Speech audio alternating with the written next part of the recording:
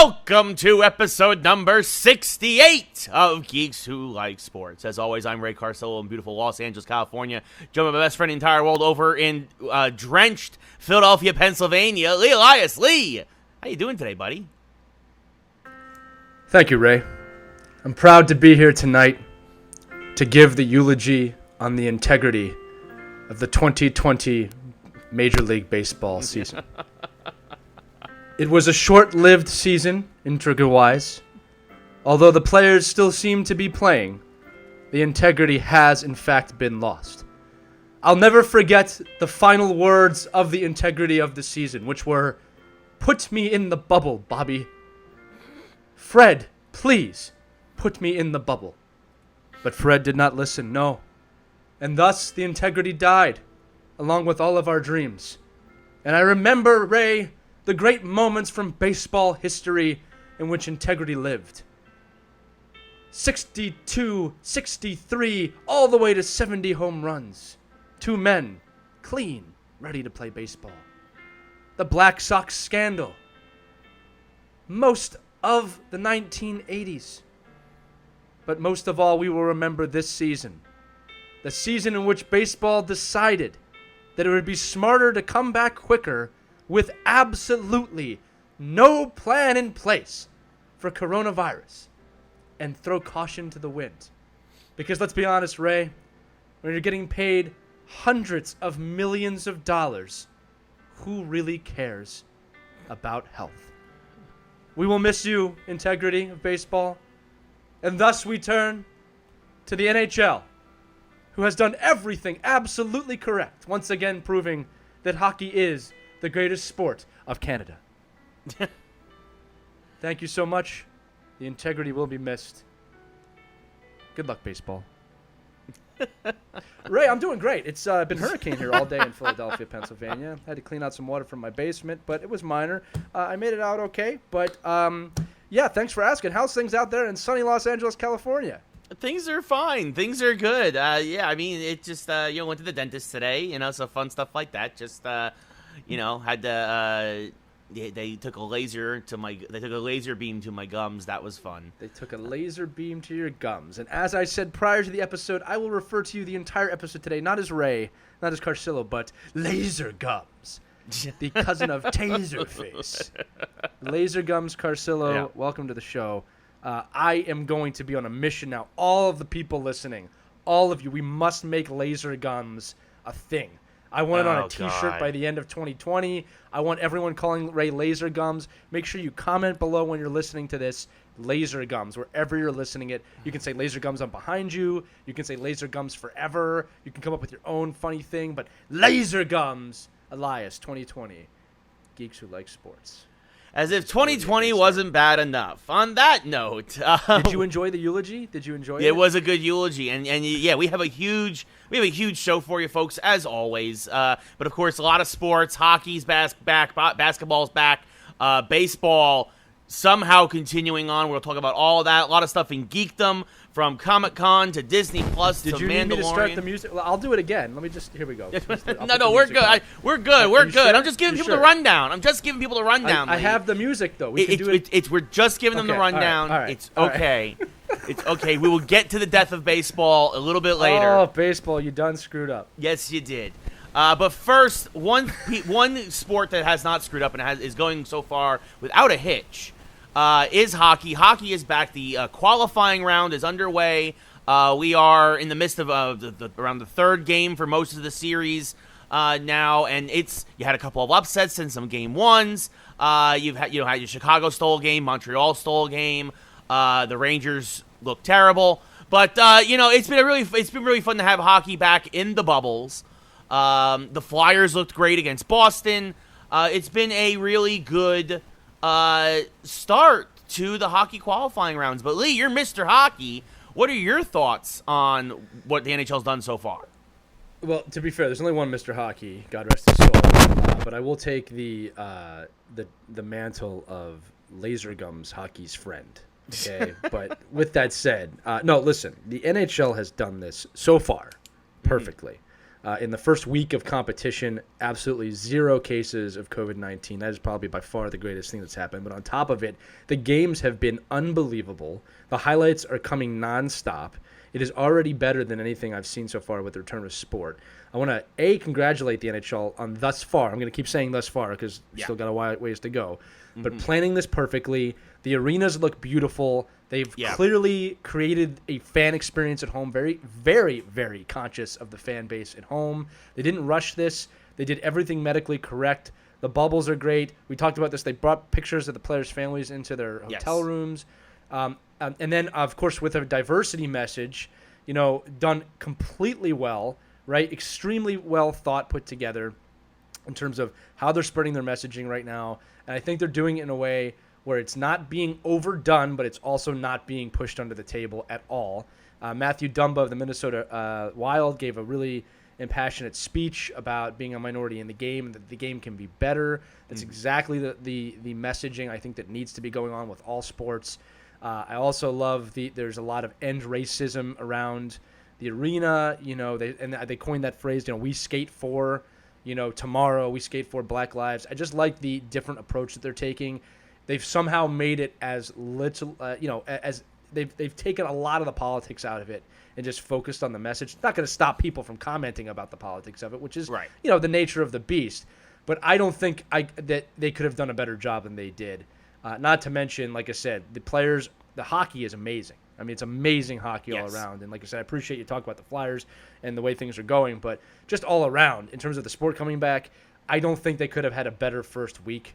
I know just from speaking to my own audience that the hockey nations are very happy, very excited, and really welcoming if you want to call it a distraction, from the coronavirus. Because, again, something we've talked about this, how we desperately need it. Yeah. But I believe that the NHL and the NBA in some regards, what we'll talk about, but specifically the NHL, has really put a flag in the ground here as a sport that has really gone the next level. Baseball is looking stupid for, a lot of mistakes they've made on their own. But the way the NHL has done this has really shown, I think, the sports world that want to pay attention, that aren't cynical, that, look, this league does this right. All right? And not to mention, they're having fun with it. Like I said, they put up a sign. I don't know if everybody saw this that listens to the show, but they put up a sign the other night I saw on the internet that says, tonight's attendance 0.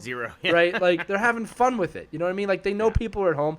Or, they'll have the announcer say things like that. And, the way they're getting pucks. And last night, we had a hat trick, the first hat trick in the playoffs. And staff members were running down and throwing hats on the ice. They just totally get it. They just totally get what they're doing. They're self-aware. All right. And again, as a hockey fan, but as a sports fan, I am blown away by the level of appreciation that we all have for them now and what they're doing. And I think that the rest of the sports world should completely take notes on this. The NHL has done this perfectly so far. They're right now the Deadpool of the sports world, because they're breaking the fourth wall. Like you said, they're extremely self-aware, and it's a very good, high quality product. It's just as good. Like you said, they're skating just as well as if this was this is mid-season form. A lot of these guys look in mid-season form.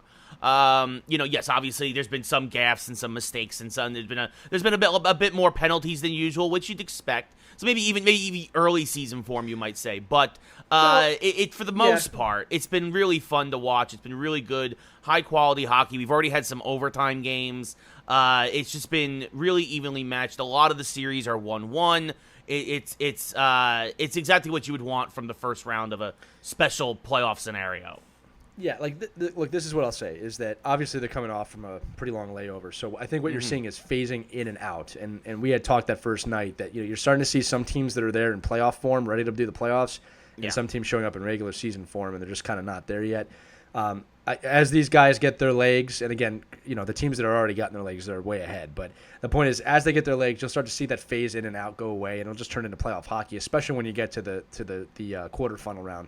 But what we're seeing is definitely some rust coming off. And again, you'll see it. One team will surge, then the other team will surge. That's a typical kind of early season type thing. But I think, again, within next week, I think that's going to be gone, and you're just going to see them go full force. They're only going to get better. They're already healthy. I mean, week 1 alone, you had a game-winning goal with 0.1 second on the clock. Which was insane, right?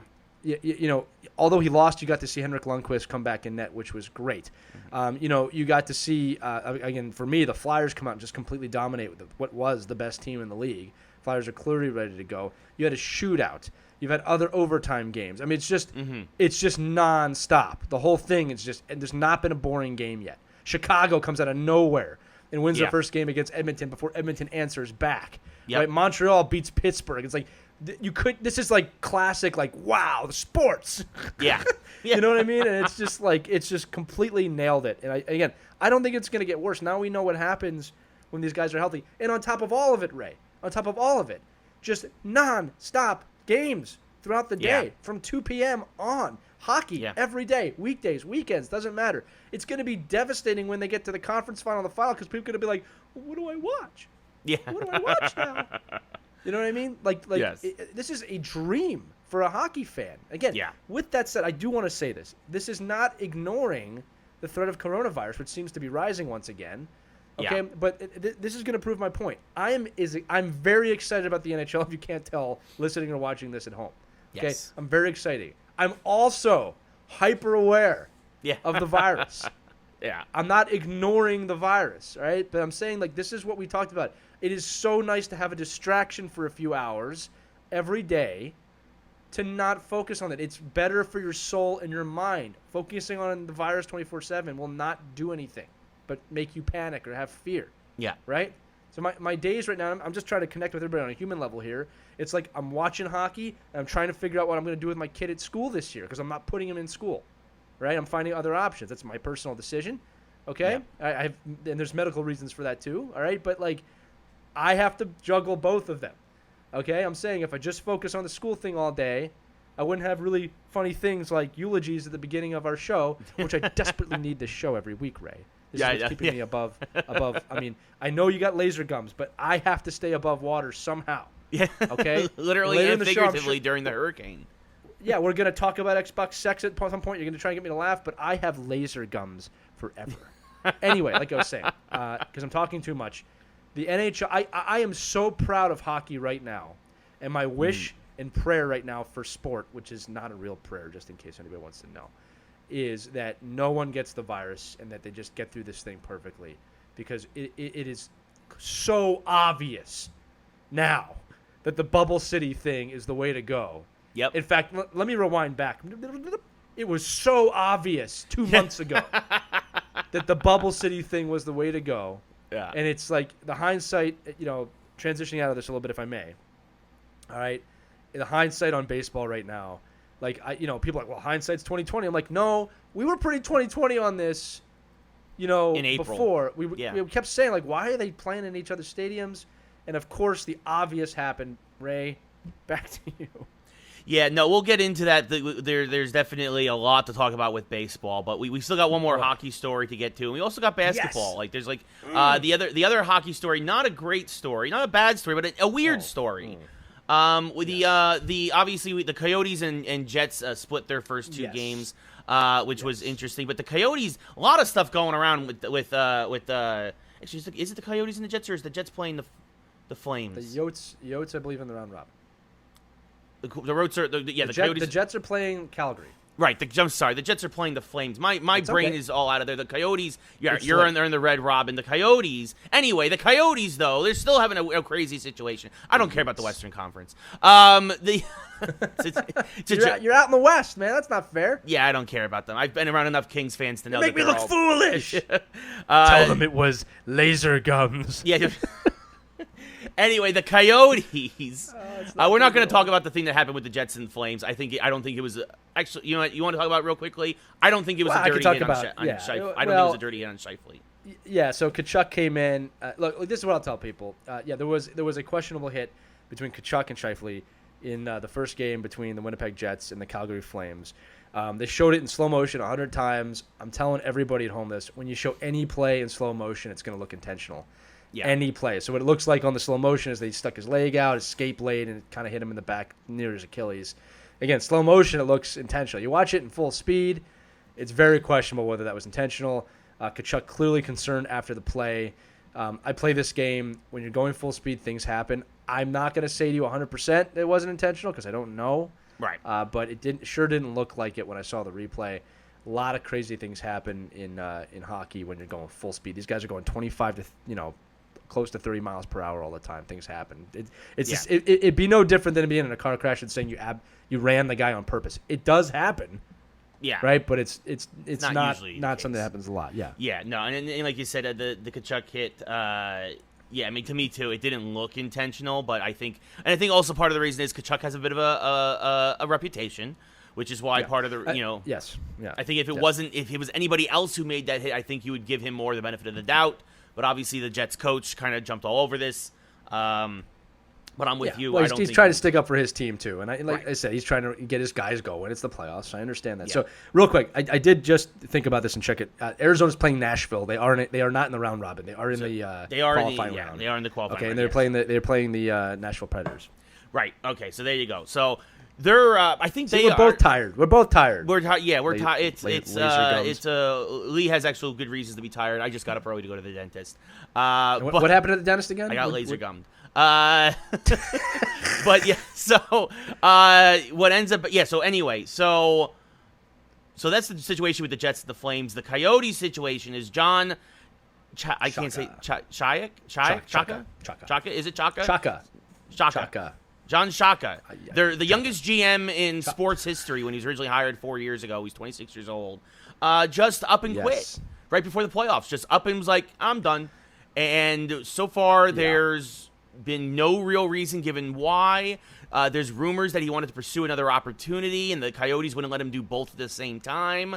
It just seems really weird, especially at a very bad time. Obviously, Coyote ownership came out and was very harsh, saying that he quit on a very competitive, good team, which they are. They are playing very well right now against Nashville.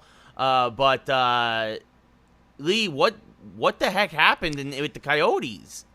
Well, I can only guess, okay? Yes. Now, here's a few things that happened, okay? One is that, just to give a little bit of background on Chayka and why he was the youngest GM in NHL history, he used to own Stathletes, right? Okay, so he was a major sabermetrics player in the game, so much so that these guys made him the GM of Phoenix, okay, or Arizona now. Number one, he did a phenomenal job. That team was in hell, and now they're a playoff contender, whether you want them to be or not. I'm not saying they're a division leader, but they're a playoff contender. That's not a team that we thought about in the playoffs, all the time. My guess is that the ownership of Phoenix undervalued his role. He started to shop himself to other teams. I believe the New Jersey Devils wanted him, or a team in the East wanted him to come to them. They asked permission to speak with him, and the Coyotes ownership said no. And I'm sure they found a way to have coffee, to talk about him going to another team. And I guess that got out, and it forced his hand, and he left the organization, which ultimately frees him to go wherever he wants. So I fully expect him to be announced as a GM or a member of another team come next season. Yeah. But in my opinion, this is actually a major loss for Arizona. Yeah. He is the future of the GM in terms of analytics, sabermetrics, and stats. And I think that having been around the game, I think you have a lot of an old boys club in a sense. Yeah. And I think that came into play, and he probably couldn't break into that mold. And at the end of the day, the ownership probably treated him poorly. Again, Arizona is not a team that is known for having great deals with the GM. Or the owners. At one point the NHL owned the team. Yeah. So it's a shame for Yotes fans. This is now going to reverse the team, in my opinion. Okay. Yeah. And remember, this guy made some amazing trades. He got Taylor Hall out there. All right. He got Phil Kessel out there. He's made some moves to make this team a contender. And once again, the Coyotes' upper management seems to have gotten in the way. And again, where I go with this is this. Okay. People can go both ways on this and blame him too. Like, well, he shouldn't have been talking to another team. Why was he inclined to speak with another team? Yeah. He's building a winner out there. The Devils suck. I just want to say that again. The Devils suck. They really suck. They're not a good team right now. The Devils are not playing this first round. They're not playing. They don't have a goalie. Forgot how to save. Yeah. All right. But here's the deal. Why would you leave a team that's on the brink of actually really contending for a cup to go to one of the worst teams in the league? And I'm not joking when I say another rebuild project. Yeah. Right. And in New Jersey too. Let's again. It's not, not that Phoenix or Arizona is a huge market either, but it's not bad out there. So something happened within that organization that made him want to leave. All right, and I think it's going to bite them in the ass come next 5 years. All right, especially when he did it right before the playoffs. I mean, that's a statement. So I think it's a loss for them, and I think whoever grabs him is going to be in a much better position moving forward. Yeah, no, I agree on all those counts. Yeah, he's kind of got like a Theo Epstein vibe to him as a GM. Easily, in terms of he's the first NHL GM that operates in that space. Right. And again, the Coyotes didn't win a cup or anything yet, but they're a playoff team. They weren't before. Yeah. I mean, they had the odd year here or there where they kind of had a breakout year. They got really high goaltending, but this looks like a consistent team. All right, they got again, this is a mistake, I think, by that organization. Yeah, no, for sure. I mean, he's obviously set them up for success for the future, but like you said, now you don't know what the new GM will come in and do, and obviously you could easily have taken one step forward and then slide 2 steps back. So we'll see what happens with that. But we talked a lot about bubbles. We talked a lot about doing things right, and we got to give credit where it's due. The NBA has also thus far looked pretty good with what they've done with their bubble city down in Orlando, probably being the only clean place in Florida from COVID, as they have. Sorry, I had to take a shot at Florida. They as well had some great equality messaging. They've also allowed the players to have custom jerseys, so guys have peace. They have Black Lives Matter. They have different messages on the back of their jerseys now instead of their last names. But they decided to, and this is the one thing where I say that they messed up, because they have done a great job with the bubble. They've done a great job with COVID testing thus far. If anybody does have COVID, they are isolated and locked down immediately, and it has not spread in the NBA, which it has in baseball, really badly. But the NBA has done a really good job of that. When something happens, that guy is immediately isolated, removed from the bubble, and everything is locked down, and it has worked. They've done a really good job of monitoring these guys. But they have decided to restart their regular season, and every team will play 8 games to try and decide who will be the last the 8th seed, basically.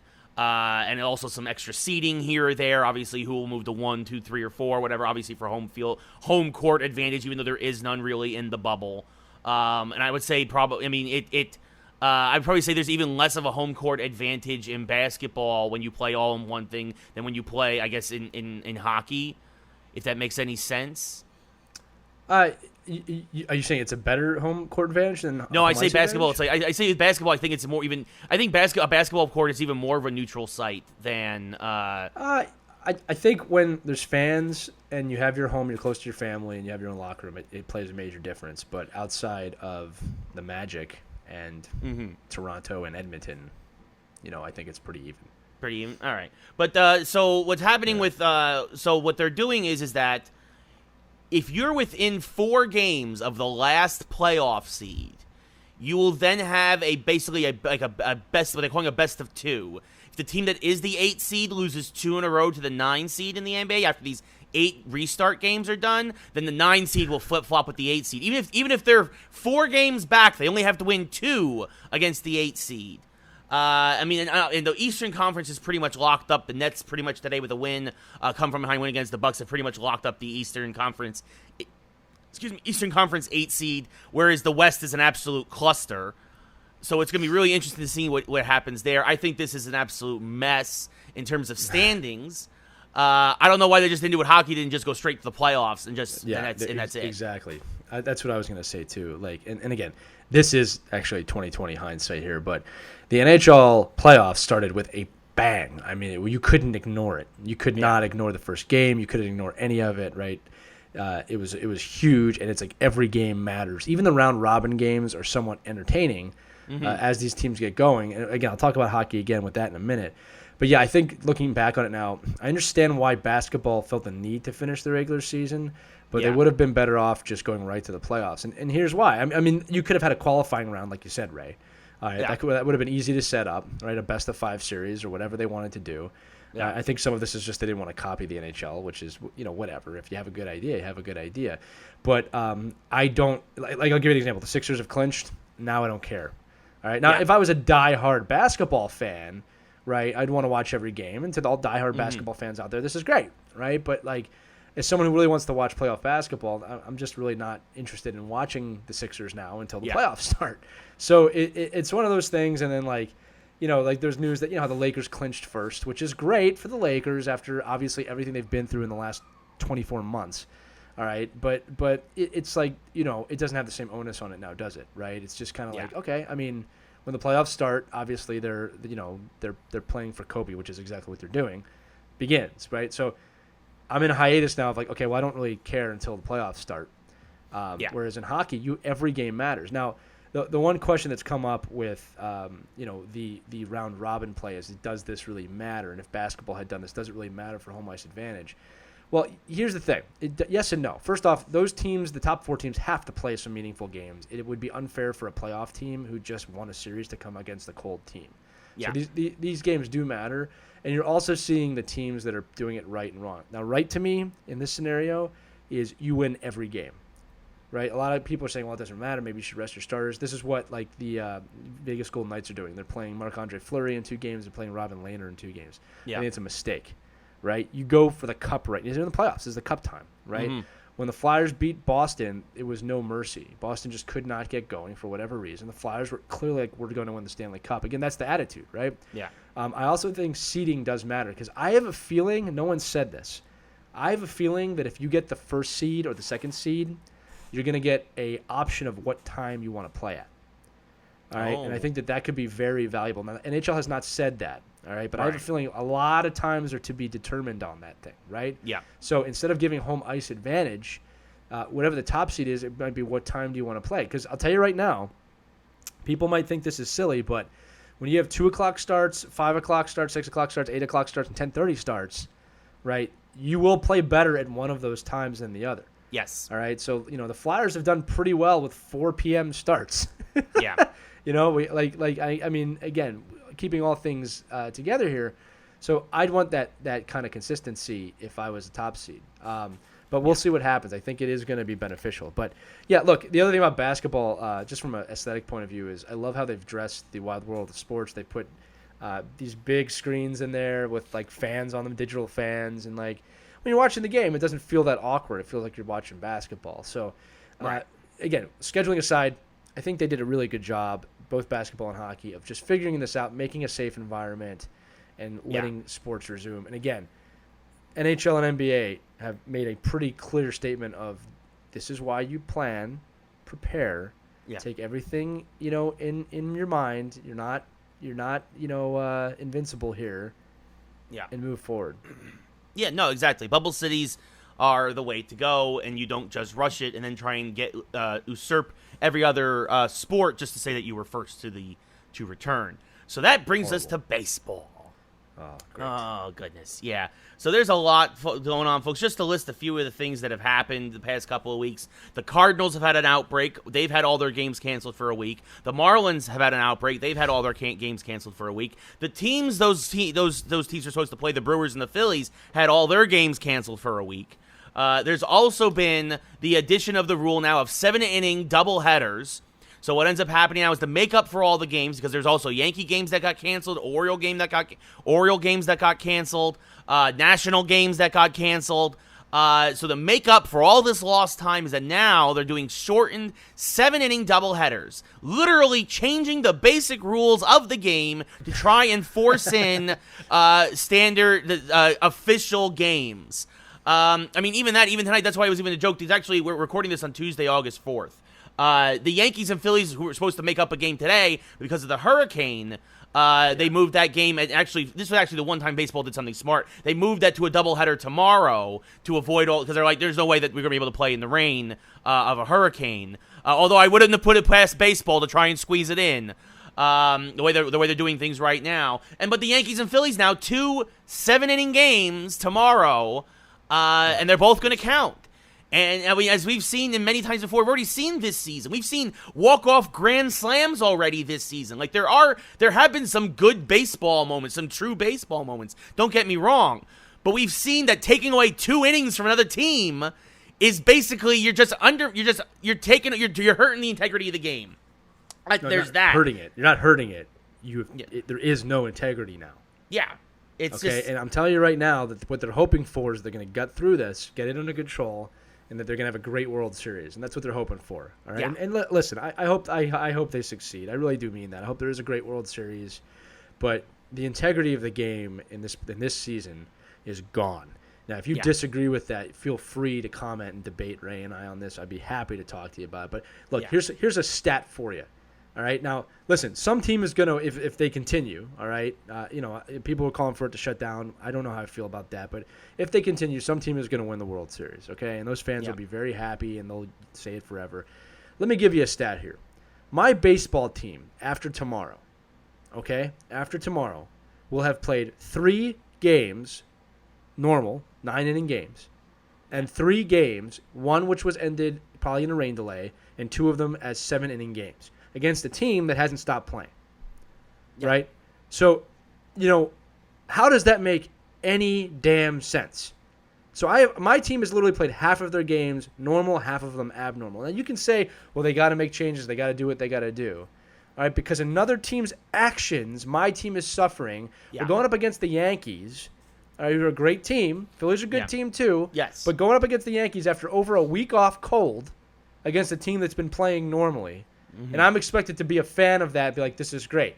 How am I not supposed to lose, which we did? We lost to the Yankees. How am I not supposed to lose and be like, well, if we had a little more time, or if we had a little more consistency. Like, you weren't shaking the rust off. Congratulations to this is nothing against the Yankees, Ray. Congratulations on winning the game. But it's like, I don't know if we were at our best last night. How am I supposed to know that? And that's the point. Yeah. That's the integrity. I'm never going to know. Yeah. Okay? And again, they're going to try and gut through this. It's stupid. It's cowardly. They should have stopped, said, listen, we're going to take a 2-week break and go to bubble cities.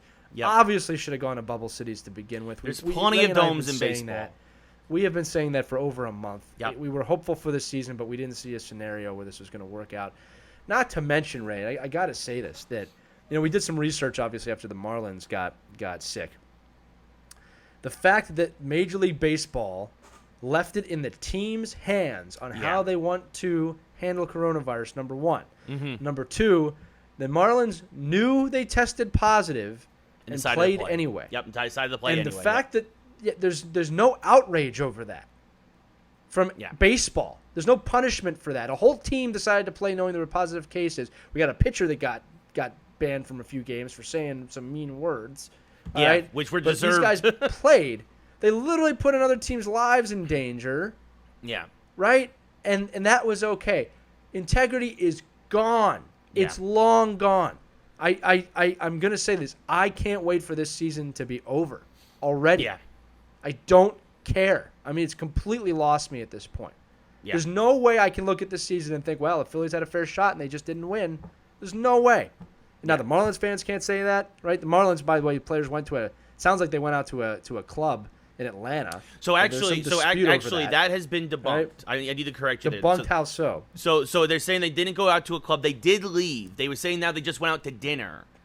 But either way, I'm sure that's what it was. I know. It's obviously it's baseball. They're trying to save face, right? Obviously. Yeah, it's ridiculous. They went out, period. Doesn't even matter what they did, right? They went out. I don't care if they went to dinner, went to a strip club, whatever they did, all right? I don't believe anything with baseball anymore after the Astros. I don't believe you. I'm sorry. Yeah. There's no, like Iron Man, no trust. Liar. Well, that's the right? that's the thing, right? Is that look at what Rob Manfred has done in the last several years of baseball. He has failed to punish the Astros players. He's failed to punish the Marlins. He's failed to punish anyone who's going against the rules. Who's even the basic things. The one guy who got punished, because again, this is baseball frontier justice, was Joe Kelly, who, by the way, didn't even hit anybody. He didn't hit them. You can argue.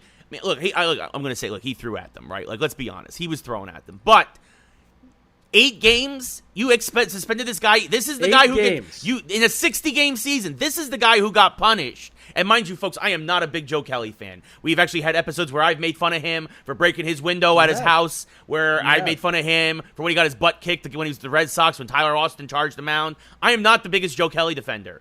But in this case, Joe Kelly was all of us. He was sick of it. He had it, and he took it. He took his shot, and then he called the Astros what they are, which is a bunch of big crybabies who got away with murder. They got away with murder of the game. Pete Rose is out of the game. The Black Sox, Shoeless Joe Jackson is out of the game. But Carlos Correa still sitting right there in the batter's box, taking his swings. Oh, by the way, Jose Altuve is having a historically terrible season to start off without his trash cans and his buzzers. Yeah. So it's a mess. It's an absolute disaster. Right. And baseball Rob Manfred should be run out of town. Bottom line. Yeah. We talked about this. There are grounds here. I'm going to call this now. There are grounds here for him to be removed as the commissioner. Now, again, the owners of baseball is a very elite, good old boys club with billions of dollars. So I don't know if they're going to have the wherewithal to figure this out, that this is more than just a screw-up, that you're hurting your game. The commissioner's job in sport, the commissioner's job is to operate in the needs and necessity of his sport in the best interest of his sport. That has not happened. That has not happened.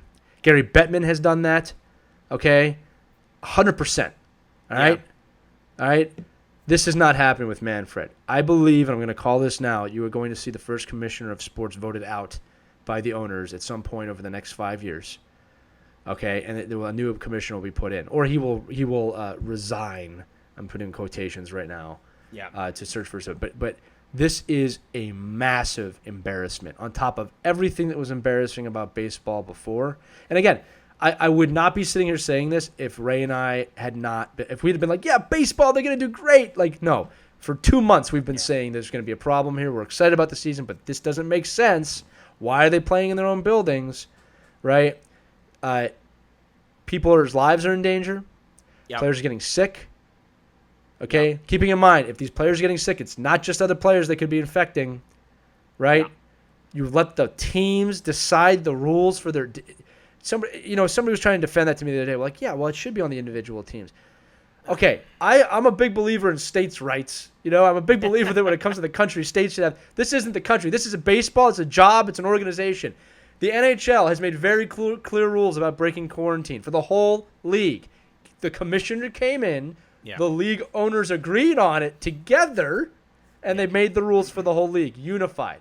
So now you're telling me that the Marlins have different rules than the Yankees. One of our listeners, Dan Saunders, made one of the best points I've ever heard. You can see now which teams have a championship mentality, which are run like a championship team, and which ones aren't. You would never see the New York Yankees going out on the town right now because they understand that winning is their purpose. You would never see that, okay? Marlins go out and party because they know they're probably not going to have a good year. I don't care if it's dinner or whatever. There's nothing that was right about that. I don't care what it was. All right?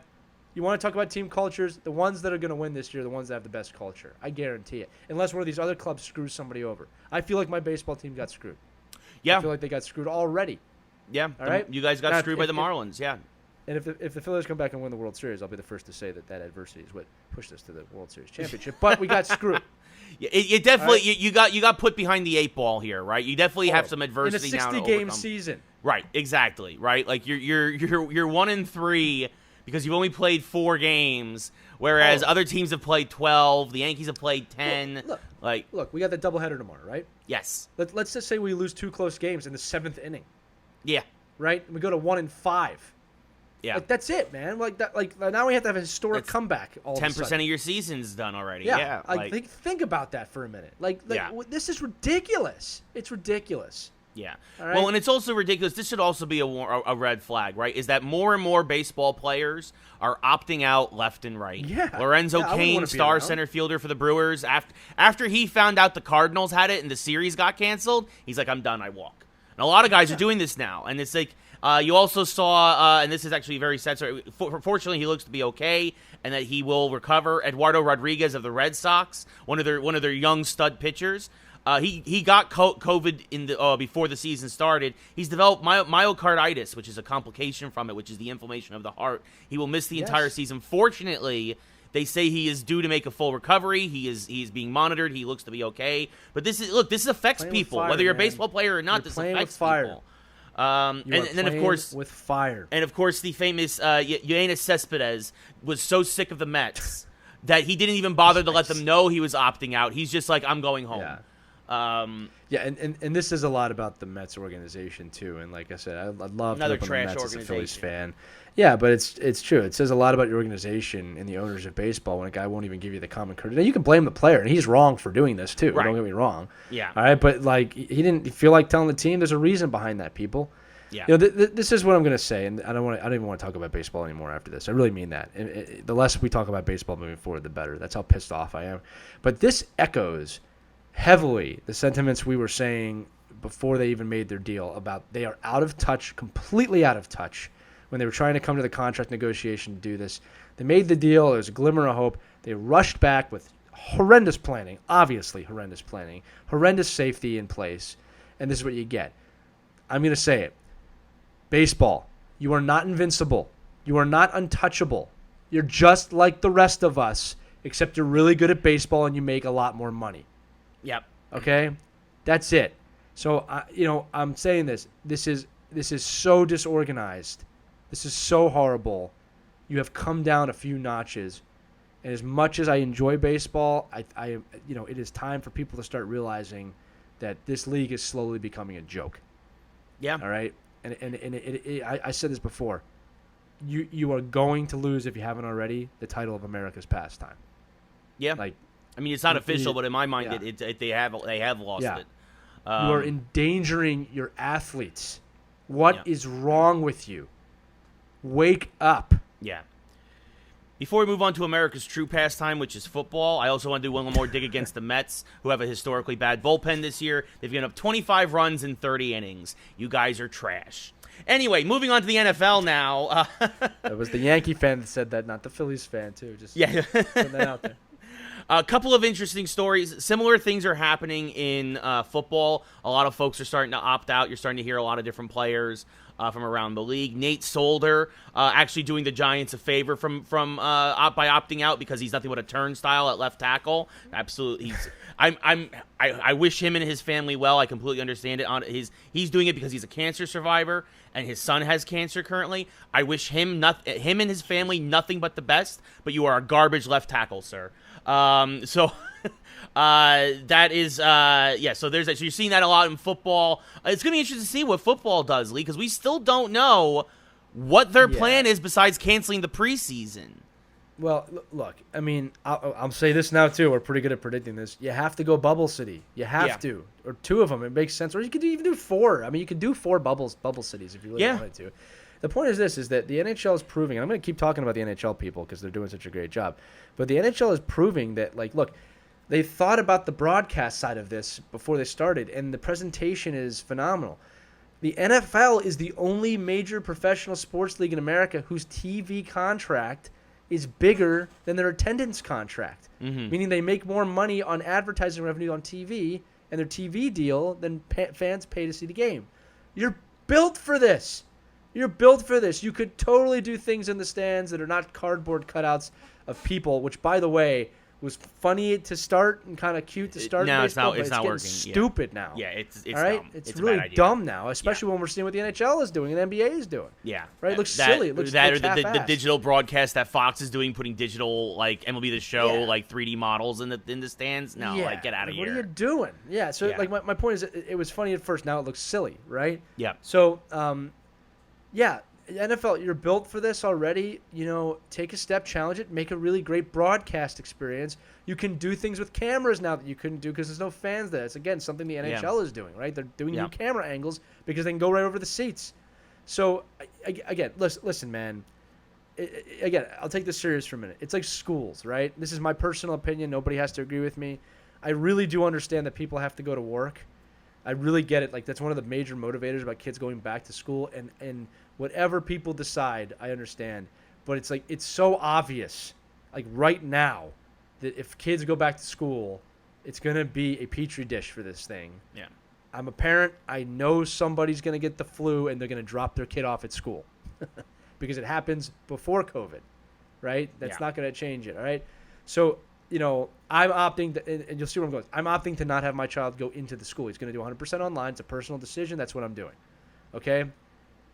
If that school situation doesn't scare you enough and baseball doesn't scare you enough into thinking that football needs to bring it in-house now. Okay? Have 4 cities. You don't have to do 2. Like I said, have 4 cities. Yeah. You have some beautiful. Minnesota is an obvious choice. I was going to say Dallas is an obvious choice. Any dome stadium is an obvious choice. Yeah, but even some of the, I mean, you don't even have to have domes in all of them. Like MetLife would work, but like I said, yeah, dome's the safest option. But like I don't mind if there's a little bit of weather stuff going on, but like because here's the other beautiful part about it, Ray. Like you don't have to play a normal schedule, right? You could even spread the games out a bit. Like just think beyond what you're doing a little bit. Yeah. Right. What if you played 4 games a day throughout the week? You know what I mean? Or like some teams play one day. Well, every the couple AFC of divisions plays one day and the NFC. Right. Yeah, I mean, there's so many things you could do. Because here's the thing, I don't care when you play. I'm gonna watch it. Yeah. I don't care if it's Tuesday night. Yeah. Okay. I don't care if it's Sunday. I'm gonna watch my football team. Yeah. So stop it, please. In fact, if anything, doing that where it's like you have like Thursday, Friday, Saturday, Sunday is a different division each day. Like I'm not going out, Ray. Exactly. I'm not going anywhere. Exactly. We're not going anywhere. Exactly. You could have huge numbers by doing Hockey's 4 days a week of football. 2 p.m. on a Thursday. It's a Thursday. They're playing at 2 p.m. Well, that's just that's what I'm saying, right? Like you have the NFC and AFC West on Thursdays. The North divisions on Saturday. Like you could really do something different here. This isn't hard. Yeah, but they really seem to be struggling with it. You know who's not struggling though? Yes, I do. Mahomes. Patrick Mahomes. You know, his dad, for those who know, used to actually be a pitcher for the Mets back when their bullpen was decent. And he's always had a love of baseball. Funny enough, Alex Rodriguez was Mahomes' babysitter growing up. Well, Patrick is showing that he still has an affinity for baseball by becoming a minority owner. He has so much money now, he's become a minority owner of the Kansas City Royals. I guess that's what happens when you get a $500 million contract from the Chiefs. You go and buy a part of a baseball team. I mean, some people get a car, some people buy a baseball team. You know, it's a good time to buy the Royals. You know, they're definitely moving up. Youngest owner in professional sports history, by the way. Yeah. So, hey, good for him, man. It's a good investment. Actually, it's pretty cool to see somebody investing in something like that instead of just blowing their money on things they don't need. I mean, which I'm sure he's doing a little bit of that too. But that's pretty cool. I mean, like that's a dream for a lot of people, and like obviously not the first athlete to buy a professional sports team in some capacity. I mean, so many teams. Jordan, like Jeter, we've seen it before. Magic Johnson, we've seen it before. Yeah. Yeah, absolutely. So listen, happy for him, and like I said, I hope he gets his money back and then some on owning that team. It's cool that he wants to own a little piece of the Royals. Yeah, I think it's a great thing. It's good for him, and he's a good kid. He's a good guy. You root for you can't help but root for him. He's getting. Hopefully, it stays that way. Yes, exactly. But speaking of buying sports teams and sports franchises, and how about sports in general? The Rock has bought the XFL. At least as part of his ownership group, I should say. It's not just him. It's him, his ex-wife, and a variety of other folks who have pooled their resources and for, I think it was $15 million, have bought the XFL. Nothing. It was for him, that's nothing. No, not at all. I'm surprised Mahomes didn't buy the XFL. Maybe offered it to him. Yeah, who knows? Yeah, but it's a fascinating tale. We're thrilled that this means the XFL will probably come back at some point when it's safe to do so in some capacity. The New York Guardians and the DC Defenders will continue to fight for the division at some point, and it's just it's just good of The Rock. I think it's just a great move. Again, another great guy who you always can't help but root for, doing something great for the sports world. He, of course, was he was a Florida player at Miami, a football player at Miami. And he CFL, he never made it. He did college. He did college. He didn't make it to the NFL, but he obviously went and followed in his father's footsteps as one of the greatest wrestlers of all time. But he definitely has a love for the game, and he said it. He tweeted it for the love of football, and that's what the XFL was about from the very beginning. Cool. And I think this is a match made in heaven, and I cannot wait to see what he does with it. Well, first off, financially, it's an unbelievably brilliant move. $15 million for a guy like The Rock who wants to be a billionaire is a steal and a half, all right? Yeah. I'm sure there was some things that played into that, obviously his relationship with Vince McMahon and probably the other owners, not to mention that he's going to get this thing for lower than it's worth. Just to be clear, the XFL is worth a lot more than $15 million. That was just a cheap-ass price that he could get it for right now. There is no one better. There is literally not a better match for that job right now than Dwayne Johnson and his investment group, and he will do a great job with it. His dream has always been to be a football player. I watched something he wrote today. It was really motivational about how his failed dreams are actually what spurred him to be who he is today. But loves football. He played, I think, an exhibition game for the Calgary Stampeders in the CFL, and then he got cut, and that was the end of his football career. Yeah. So this is going to be pretty amazing, number one, keeping in mind, too, that the owner of the XFL owns all the teams. So he got a hell of a deal on that. Someone had said this is like getting another season of Ballers, but in real life, and that is exactly what it is. That's exactly what it is. I mean, they flirted on that show about him buying a sports team. But listen, it's just great news. Ray and I were very excited about the XFL and what they did. We were devastated when, by no fault of their own, after a successful season, this had to happen. And again, Dwayne Johnson said that probably not coming back for 2021, but they're going to wait till coronavirus passes and just reactivate the league. And it's going to be very interesting to see what he does, because he is not doing this just to be nice. He's doing this to take over something. Oh yeah. When he buys something, he has a mission, and his goal will probably be to merge or take on the NFL at some point. And make this a real moneymaker. But talk about a return on investment. This is absolutely going to do it for him. Love that he saved it, and just a feel-good story right now for the XFL. Yeah, no, it's a fantastic thing. It's great to hear. Just under the wire, under the deadline, he just got it in, and so it's really great to hear. But one of the owners, one of the people who are rumored to possibly be buying the XFL was originally Disney. Yeah. But they don't. Surprised they didn't for that price. Right. Yeah. No. Exactly. Right. But I think that Disney, Disney's fine for once. They're just kind of like sitting back, relaxing, because they had some big news as we move now into our geek section for the show. Disney Plus passed 60 million subscribers this past month. No surprise, probably, as everybody's just a few. Home. Yeah. Just a few. Yeah, just a few. Even it's what about $6-7 a pop? Yeah, just a half $1 billion a month coming into Disney. A month. A month. That's $1 billion every 2 months. Yeah. Or $6 billion a year. That's a Patrick Mahomes contract every month, basically. Yes. But one of the other interesting things that they came out with today was they announced that they are going to probably start putting some of these movies that they've been holding back onto Disney Plus as the streaming service, where they'll debut there. For an extra fee, and they're starting with Mulan, the live-action Mulan, which of course was one of the many films of theirs on the docket that got waylaid by Corona, Mulan will join in the next couple of months. It'll be $30, an extra $30, which if you think about it, that's the price of 2 movie tickets. If you're a family of 4, that's a bargain. If you're a really big Mulan fan, watch it more than once. I was going to say, if you're a really big Mulan fan, it's like buying the Blu-ray. It's not a bad idea. I personally think the price point might be a little too high, but I understand that what they're trying here, and I'm sure there's going to be a lot of folks out there starving for content, especially a lot of Disney fanatics, who I'm sure will probably eat this up, and it's easy money for them. And if it doesn't do well, they can always, when things die down, they can always put it back in theaters. Yeah. There's a few things here. So this is a test. This is all a test. So Mulan is a pretty safe movie to test on Disney Plus, because a lot of kids are going to want to see that. Yeah. The $30 price point, as Ray just broke down, makes a lot of sense when you think about it. Again, if you're living on your own, right? Maybe not, right? If you got kids like me, $30 for a new movie, it takes the tickets away. If we watch it twice, it's paid for itself already 2 times over. And if you don't like it, you don't buy it. So it makes a lot of sense. This is a test right now for Marvel.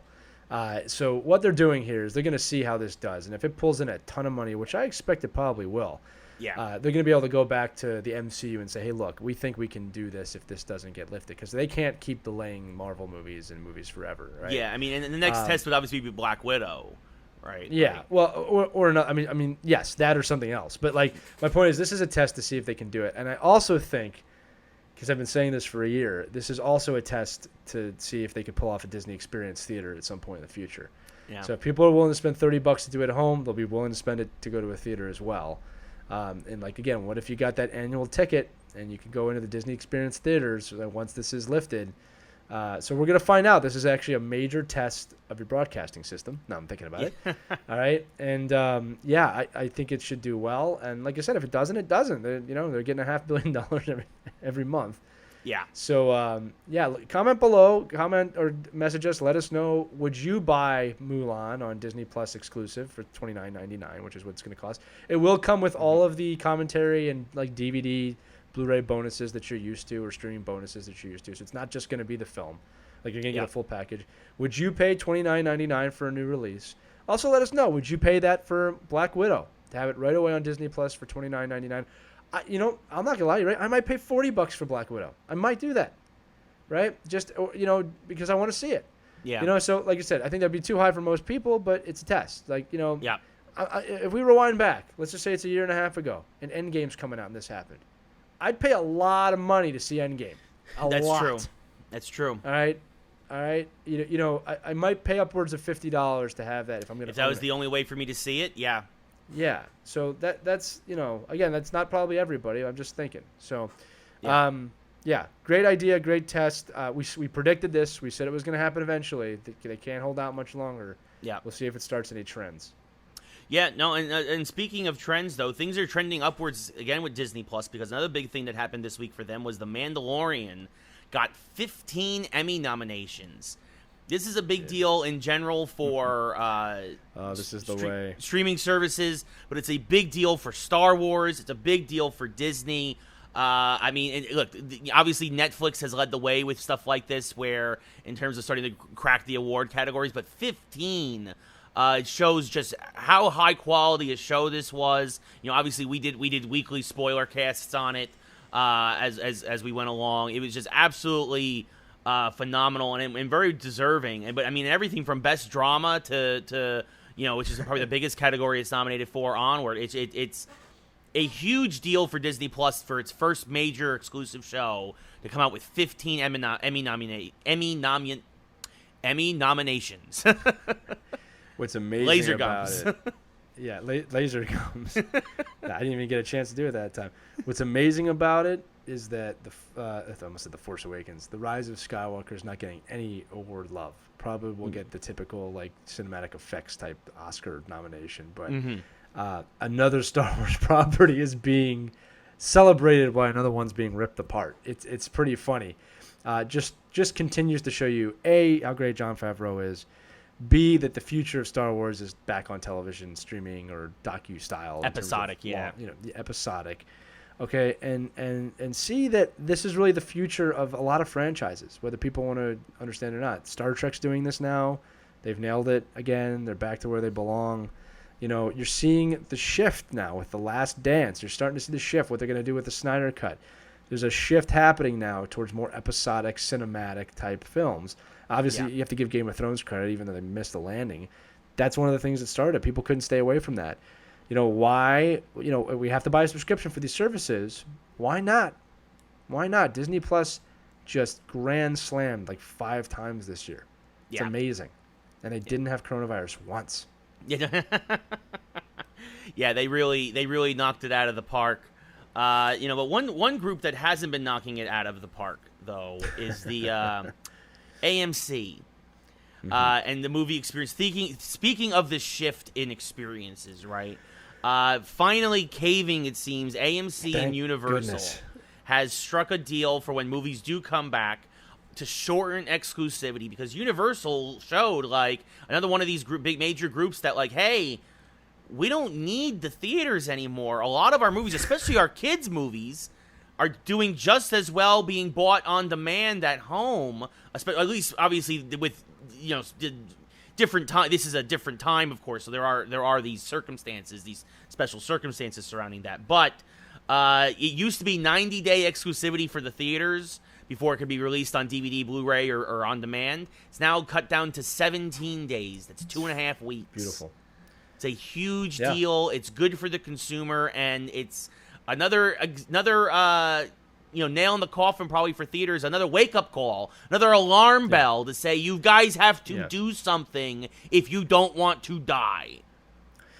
Yeah, look, the business of theaters has really been uninspiring to me lately.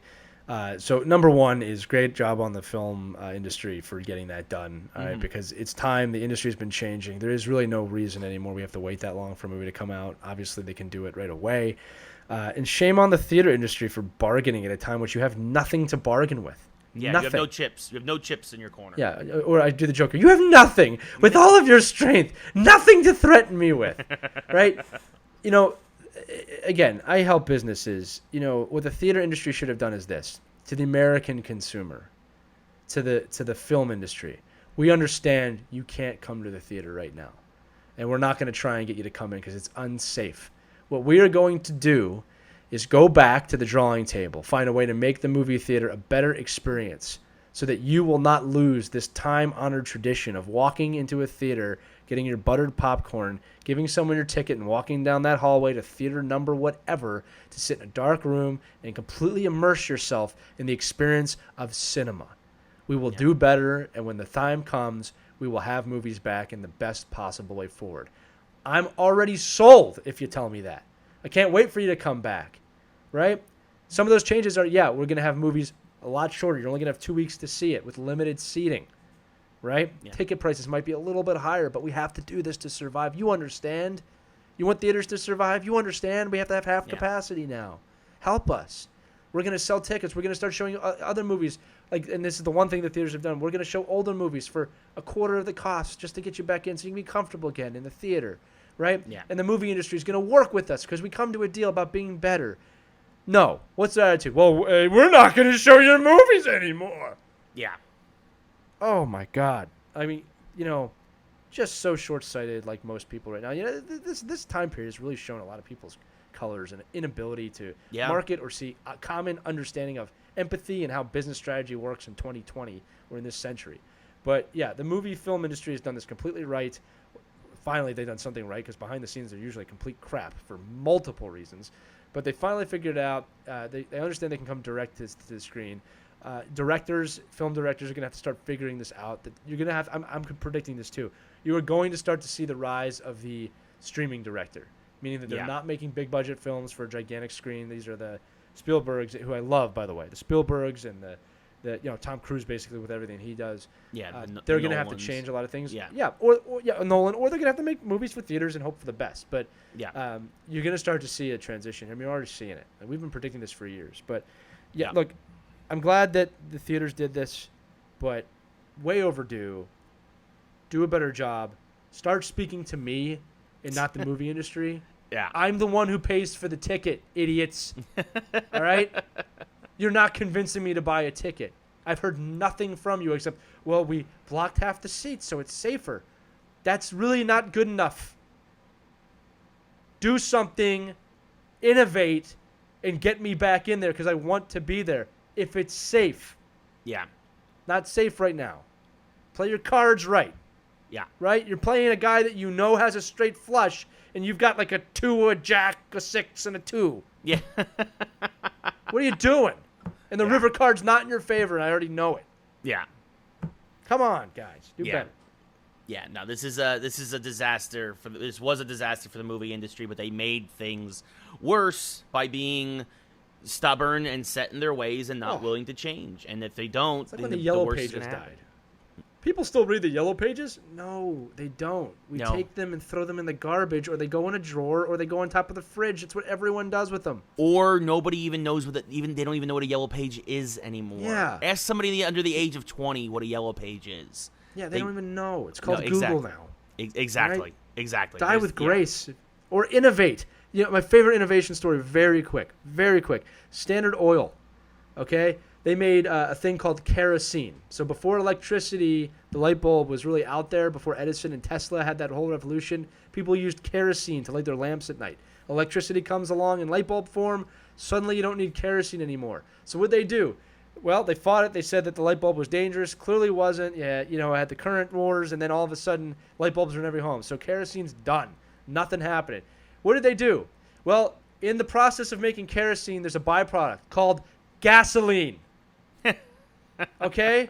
And guess what gasoline fueled? Cars. Yeah. They innovated and found a way to survive. All right? And you could say that's the luckiest changeover in history. They worked on gasoline, which they had been throwing away. All right? Yeah. The engine came, they pivoted, and moved forward. Right? Ray, you know what AT&T stands for? Oh, God, I used to. American Telegraph. Yeah. Telegraph. They don't do telegraphs anymore. Yeah. All right? I think it's American Telephone and Telegraph. Yeah. All right? They do internet now. Yeah. Badly, but they do. It's not called Internet Explorer. Yeah. Pivot. Yeah. Vanderbilt, biggest shipping navy in commerce history.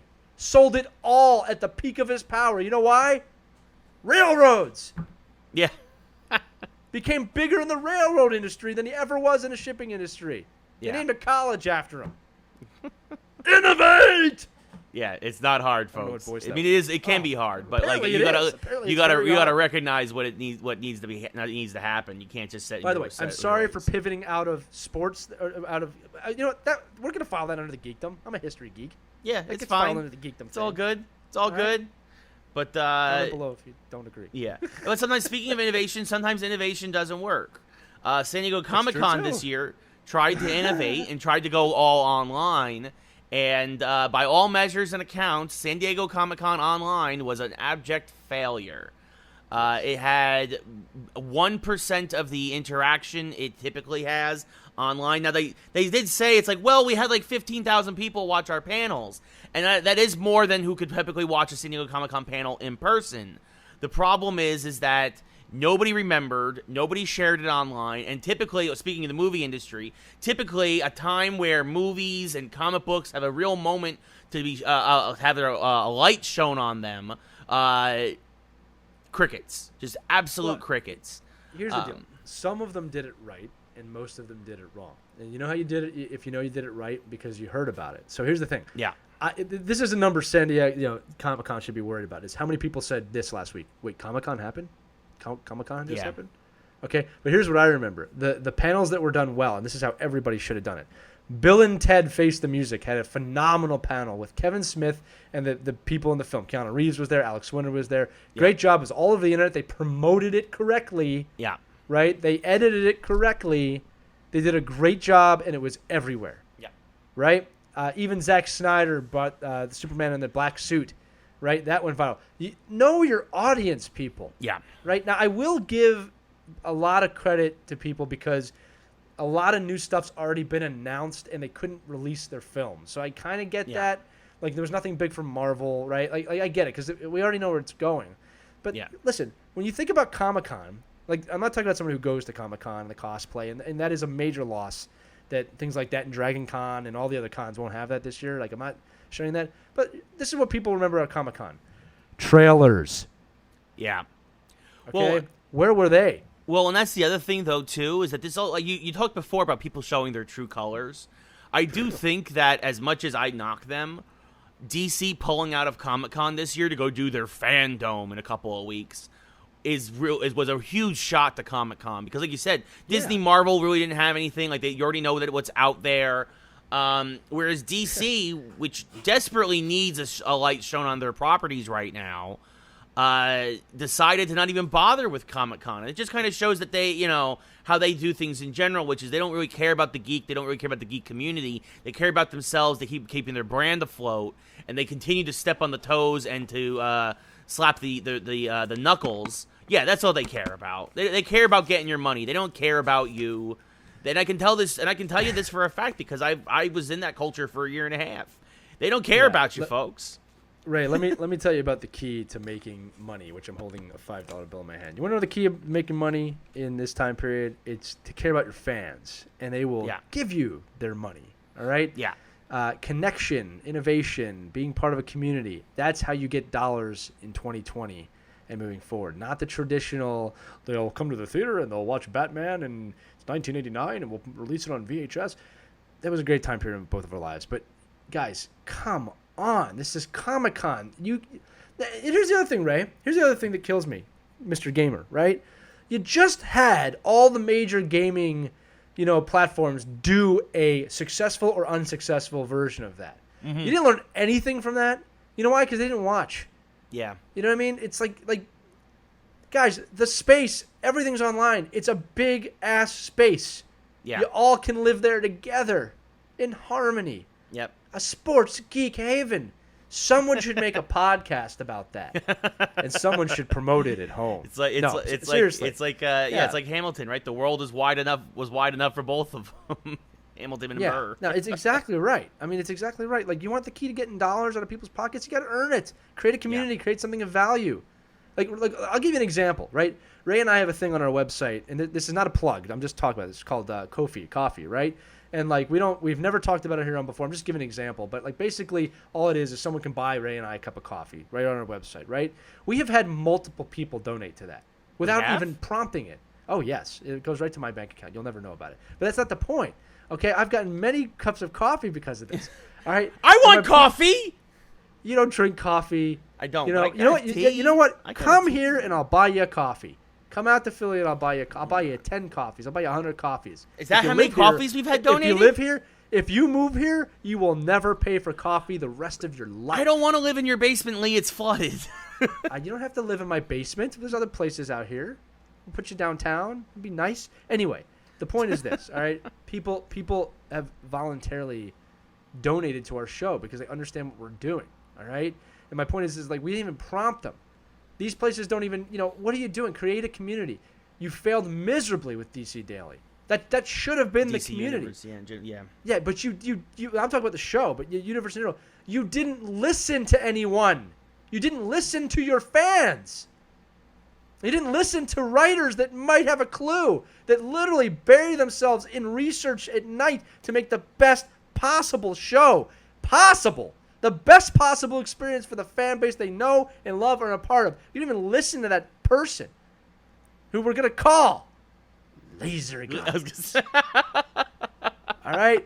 God, that was a good build-up. But anyway, again, this time period has really shown how unprepared even some of the biggest and smallest businesses are in this country to move forward. And I'm telling you what, Ray, things are going to change dramatically. This is just the start. Yeah. I mean, there's so many Joker quotes, right? This is just if you don't take care, then this is just the beginning. You see, coronavirus has shown everyone your true colors, right? No, yeah, it's like 2 years ago. Everybody would go to the movies to see your films. I mean, what happened? Did your reels fall off? Right? I mean, you can just keep going. I know why you don't show your movies anymore in theaters. The coronavirus. I want to hear proposition. We kill the coronavirus. This could do this whole scene. It's great. Well, if you're so good at it, why have you done it? My mama said if you're good at something, never do it for free. Yeah. See, a guy like me, a freak. I'm not. No, I'm not. I'm a doctor. And we need a vaccine. All right? Or else Gamble here won't be able to get a vaccine for his grandma. Enough from the physician. Okay, I'll stop. You're laughing at home. I'm going to rewrite that whole scene and perform it. Let's not blow things out of proportion like the MLB. Oh goodness. Yeah. So yeah, we'll write that for next week. We'll make sure that. That's there's so many ways to do that. Oh gosh. But one thing that speaking of Comic-Con, one thing that we did get interesting that was last week or a week and a half ago at this point. Lee, tell us about the Back to the Future origin comic that came out and how that was released and what it entails. Right, so this is a comic book that I got as part of a DeLorean build that I'm doing. We talk about being a geek, but this is a safe place for me to say that, so I'm doing it. So every 6 months they send me a gift, right? So this gift was kind of a Back to the Future comic book, real book, number one. The first story in there is how Marty McFly and Doc meet, which, again, this is a full-on spoiler alert right now. If you don't want to know or you want to buy the comic, fast forward through this point right now or skip ahead. But it was a really cool story, which I'm going to tell everybody because it really does give a little bit of closure on that. Like, why is this wily-eyed teenager with this crazy crackpot scientist who has nuclear weapons in his basement? Which in 1985, apparently you could get away with that. Not so much in 2020. But basically what happens is, Marty is about 15 years old, and he's on his skateboard and playing his guitar. And Griff, the son of Biff, is kind of terrorizing him and steals his guitar, right? Or his board, I can't remember. But long story short, he needs to get it's an amp, excuse me. So he needs to get a new electrode like for his amp. So he goes to the store and they don't have any left, and they find out that that crazy scientist guy bought them, who lives up on JFK Drive. And that's where Doc lives. So he goes there, basically is going to break into Doc's house, but Marty's always having second thoughts about it. And when he gets there, he realizes that Doc has set mental booby traps up, right? So like something says like about the time, right? And he figures out how to open one gate, and he opens another gate, and he finally gets in the building. And when he's in there, he's got the thing he needs, and then Doc shows up and says, "You must be the intern that is coming to get about my ad I put in the newspaper, right?" And Marty eventually just tells him the truth, like, "Look, this is why I'm here. This is what I'm doing." And Doc says, "Well, get this. I didn't actually put a thing in the newspaper, and you passed every single test that I put forward to actually be my new assistant. So you want a job, right?" And Marty takes a job helping Doc as his assistant. And then he finds out that Doc is doing an experiment. This is kind of Back to the Future. And, like, whatever he needed didn't work, so he threw them all in the trash. So he's like, "I could have just got it out of the trash. Didn't have to come in your house or anything like that." And then that's how the relationship starts. So Marty works for Doc as an assistant to make some part-time cash after school. Nice. Really cool story. Makes a lot of sense. Yeah. Right. And Marty finds out that Doc is not that crazy. That he's just a cool guy. And Marty loves playing with the science stuff. Again, this is 1985. There's no internet. There's no computers yet. Mm-hmm. You know, Marty's pretty much skateboarding or drinking his, Pepsi free at that time. Anyway, it's a great comic book. There's a lot of other stories in there. In fact, that story begins, Ray, with him, Clara Clayton, and his kids telling, like, it starts like he's at the fireside telling his kids, Jules and Vern, how he met Marty. And he's trying to build the time machine train. So he hasn't gone back to 1985 yet. So if you're a Back to the Future fan, I seriously recommend that comic. That's awesome. Thank you for letting me tell that story. Yeah, no, that sounds really fun. That sounds like a really good book. I'm glad I don't have to go buy it. They just now. close a lot of loops in the comic. A lot of like things that you never get to find out. No, that's a good thing of doing it. That's a good way of doing it. It is because I know you're a big time travel buff, and it is a lore that is beloved by many. So that is cool that they did that. Moving on now. So we've talked a lot about comic books, so about movies. Our other favorite geek subject, video games now on the docket. A lot of good stuff happening. Pokemon Go Fest happened last week. Was an interesting take on it. But they, you seem to pull it off without a hitch. There were some challenges, of course, there that, millions of people participated again around the world, social distancing as best as they could. It was a good thing. There were some exclusive, 2 new Pokemon you could acquire through, the Pokemon Go Fest, including the legendary Victini. They did a whole big thing with Team Rocket again, which was cool. They really brought a lot of the things that they've been building up to that they've introduced during the pandemic. It really kind of paid off and came to a head here at Go Fest in a really interesting and fun way. And a little bit of news at a Go Fest, which is a lot of fun. A lot of folks have been asking for this for a long time. They did announce they are finally going to extend the level cap to level 50 at some point in the near future. So for all of you that have been level 40 for years at this point, you'll have another reason to possibly play the game or play the game again, pick it back up. Me, I just hit level 38, so I'm still grinding away. Yeah, it was a really good experience. Obviously, the first day on Saturday, I loved the team challenges of all over the world, and it would do something like get 2 million XYZs, and we'll give you a bonus. And like the world collectively did it. Every one of them was met. Yeah. That was really cool because Saturday was more the fun day of like, hey, here's some time challenges. You got to get this done before the end of the day, and you can do it at home. You can get out. The biggest advancement for me was the expansion of remote raids around the world. Yes. So what that means now is finally Ray or I can invite each other to raids happening in our region. For me, this is a dream because I don't have a lot of people to raid with out here. Ray can finally start inviting me, although he hasn't yet, but I have a feeling you've just been busy. But we can start inviting me to raids now for legendary Pokemon, which is a really big deal for me because I can expand my gameplay a bit more, which I've wanted to do. Ironically enough, I did go on a raid the other night, Ray, and some guys out there without a shirt on, I said, "Yo, you raiding?" And I was like, I'm raiding. I'm not raiding. Got a lightning. He's like, I'm going to like you. So he's like, yo, let me get your number and your friend code. And I was like, all right, look, someone else to raid with finally. There you go. But it was really cool. And then as you said, Sunday it turned to Team Rocket.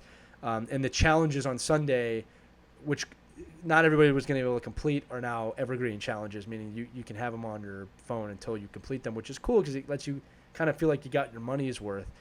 Also, I don't know if you know this, but some regions did experience some problems on the Saturday. Yeah. And Pokemon Go did the right thing and they are bringing back Go Fest for half the day, I believe on August 15th. Yep. So allowing you to complete whatever you didn't complete, or if you felt like you got gypped. Again, the right thing to do. They could have ignored it and not told anybody. Yeah. But we're going to basically get some bonus Go Fest here. Yeah. And then, the remote rating is open. Obviously, going to level 50 is a big deal. I got to give Niantic a round of applause here. They really have figured out a way to keep a game that relies on being social to a social distancing thing that's fun and interactive and wants you to keep playing. They did a great job.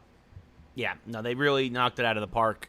For the most part, during the pandemic, they've really done it. And like you said, Lee, whenever they find there's an issue, they try and make good on it. They try and do good by the fans. And we've obviously we've rewarded them by playing the game and continuing to buy things like the Go Fest pass. Now, when are we raiding, Ray? Because I haven't received a friendly raid, invite from you, ever. Well, because I've got all the Pokemon, so I haven't gone raiding lately. So those Pokemon you're holding for me that you could get candy for now, you're not willing to go on raids just so I can get them remotely so that you don't have to hold them onto your Pokédex again. That's called added value. The problem Think about that. Look, if there was like an Azelf raid, sure, I'd invite you and we can do it together, and then I would get rid of the one that I'm holding for you. But most of the ones that I'm holding for you aren't in the game currently. That's fair. This is what I'm going to tell you right now, or else we're going to have a fight here live on national television that's not live or on national television. Okay?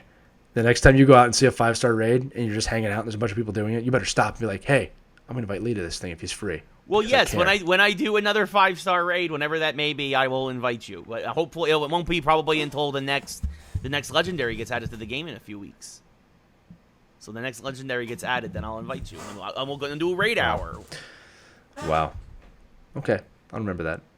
Well, you already got the 5s. You got Kyurem? You already got him on your own. Yeah, first one I've ever gotten. Listen, we're friends. I need an excuse. Help me out.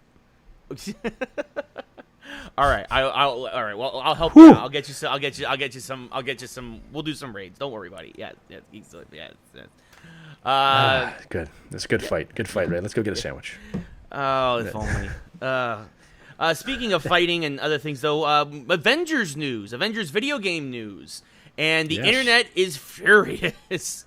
I don't know why. Well, I understand. Is basically, so one of the big features of the Avengers game is that they're going to be adding characters and story missions over time, making it more like a service than just a standalone game. You're going to have your basic Avengers team, but then they already said they're going to add on Hawkeye later, they're going to add Ant-Man, and they're going to add, now they've also announced Spider-Man. Not surprisingly, member of the Avengers, he will be added at a later date for free for people to play with. No, this is great news. The problem on the server, the problem is that that this was announced. Spider-Man will only be on the PS4 version of Avengers. I of course he will. I'm okay with that.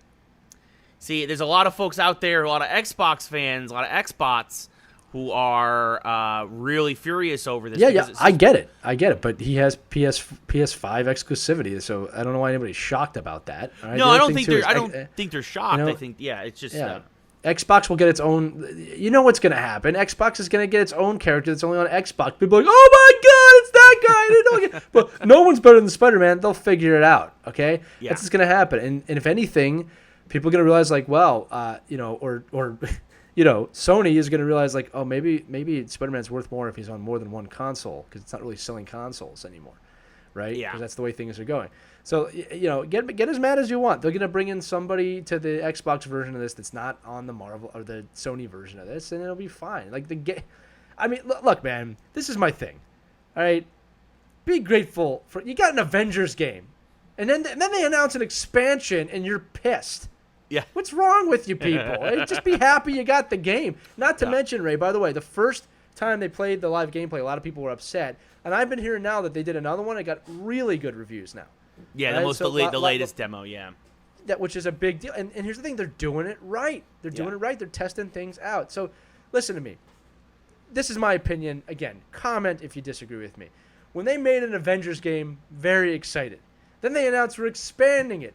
Very excited. Then they're like, oh, but Spider-Man's only going to be on PS4. What? Are you serious at home? You can't just be grateful for the fact you got a great-looking game with a great storyline, which you know is going to have a major twist that we don't know about, because there's no way they're giving everything away in that trailer. Yeah. Guys, how gluttonous do we got to get? Right?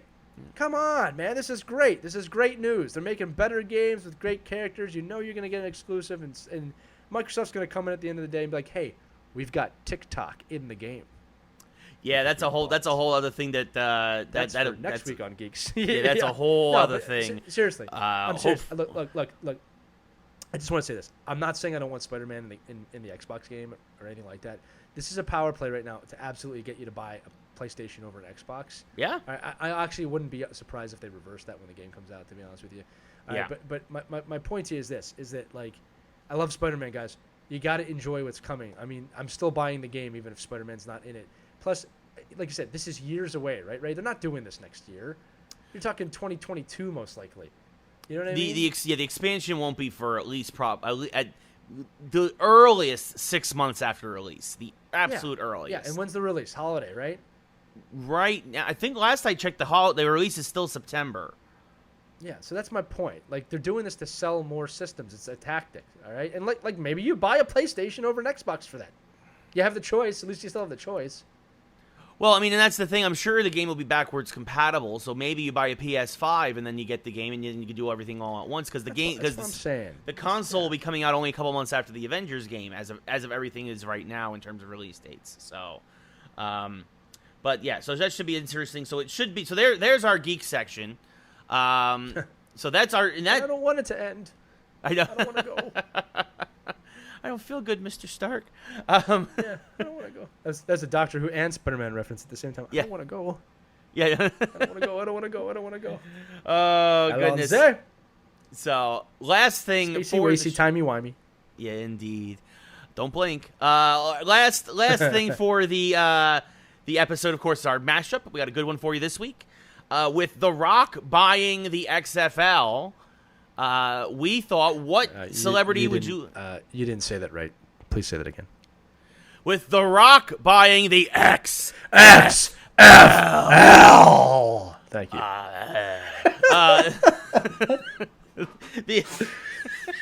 It has to be done right. Come on, these are gums. You got to do it right. What celebrity would you like to see buy a dying geek franchise? Lee, let's start with you. Yeah, so again, we're going to talk about geek franchises, not another sports league, because literally anyone in the world could buy Major League Baseball right now, and I'd be happy about it. Yeah. Well, almost anyone in the world. Yeah. So we want a celebrity that's going to buy a geek property, right? And are we doing existing geek properties or dead geek properties, or how do we want to do this? Either or. I think if it's already dead, then if they can bring it back, that'd be great. But I think things that might be on the ropes might be a little more fun. Okay. I would like to see Bruce Willis buy the Die Hard series to bring it back to where it needs to be, because I don't know who's been writing these things, but the last three have just been bad. Yeah, they've been real bad, yeah. They've been really bad. Here's another one, too. I would like Jon Favreau to buy Star Wars comics. All right, to at least have a hand in telling the stories, because Star Wars comics have kind of lost their way a bit. Yes, it's really Marvel, Yeah, well, I was just gonna say, it's not really their fault. It's just the way the Star Wars universe has kind of gone back and forth. And like I said, the Star Wars comics used to be really good, especially like when the Clone Wars came out really before that, and Revenge of the Sith. It was great. But he's just such a great storyteller. I wouldn't mind seeing that. I know he's involved in the Star Wars already, but man, if that guy hasn't made his presence known as maybe the greatest geek director of all time at this point. Actually, I'm thinking about it, Ray. I don't know if there's. I mean, we don't talk about this enough. He's up there with Donner. I mean, he's up there with all these guys now. You know what I mean? So yeah, that's what I would do. What would you do, Ray? So this might be so he already saved Deadpool.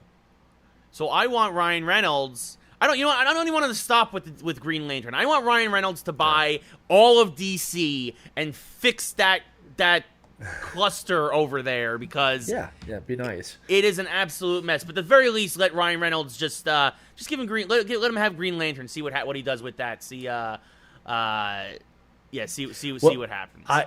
I will make a caveat to that I would love Ryan Reynolds and Kevin Smith to do that together.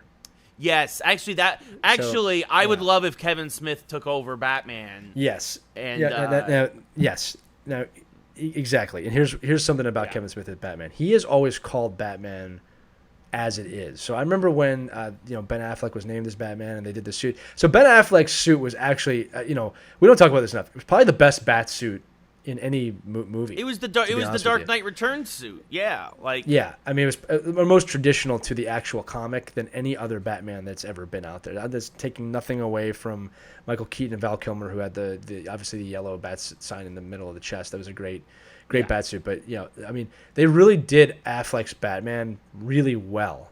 It's not his fault or even the director's fault for that matter, the way the movies turned out. But Kevin Smith has a grip on DC. He's always loved DC. I mean, he loves Marvel too. But him and Ryan Reynolds just completely changing that for the better. Yeah. No. So yeah, I mean, at this point, give me anybody in DC to fix that place because it's literally anybody. Yeah, almost anybody, almost. But so let us know what you guys think. Comment below. What geek franchise do you want to see saved by a celebrity? And that will do it for this week's episode of Geeks Who Like Sports. We appreciate everybody tuning in. As always, obviously we switched things up this week. We had the Trip Tracy interview over the weekend to get ready for hockey. So obviously this episode is coming out a little later than normal, but we appreciate you guys tuning in as always. Join the Facebook group. Subscribe on iTunes. Give us some fancy 5-star ratings. We always appreciate those.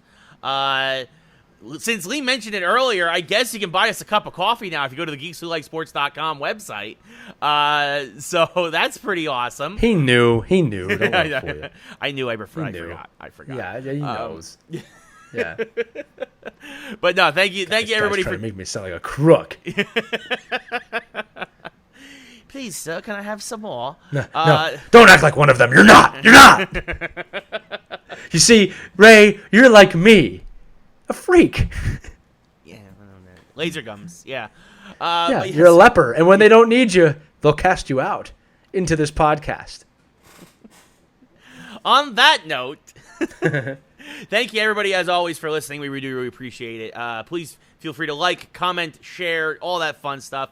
And as always, you can follow us on Twitter, Facebook, Instagram, all those good fun things. We've got some other good fun things in the work coming in the future, so stay tuned for those. But until then, for Lee, I'm Ray. This has been episode number 68 of Geeks Who Like Sports. We'll see you next week, everybody. Back to a regular schedule. Back on Monday with episode 69. Nice. Good night, everybody.